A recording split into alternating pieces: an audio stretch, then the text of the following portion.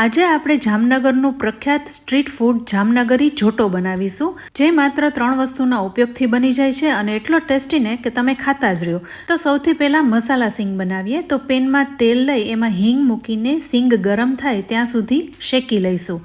ત્યારબાદ હળદર, મીઠું, લાલ મરચું, સંચળ પાવડર, દળેલી ખાંડ, આમચૂર ઉમેરી લો ફ્લેમ ઉપર બધું મિક્સ કરી લઈશું। હવે મસાલા સિંગ તૈયાર થઈ છે તો એક બાઉલમાં કાઢી લઈએ। હવે બીજી સામગ્રીમાં એક લસણની ચટણી તૈયાર કરવાની છે। તો મિક્સર જારમાં લસણ અને સિંગ દાણાને એકદમ પીસી લેવાના છે। ત્યારબાદ એમાં સ્વાદ પ્રમાણે મીઠું અને મરચું ઉમેરવાનું છે। આ જોટો એકદમ તીખો આવતો હોવાથી લાલ મરચું વધારે ઉમેરવાનું છે।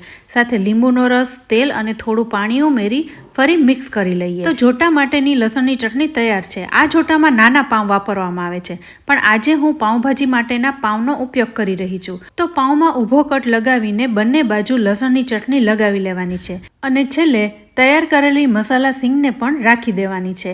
તો બસ આ જોટો અહીં તૈયાર થઈ ગયો છે। આ જોટાને શેકવામાં નથી આવતો, બસ આમ જ ખવાતો હોય છે। તો જામનગરનું પ્રખ્યાત સ્ટ્રીટ ફૂડ જામનગરી જોટો તૈયાર છે।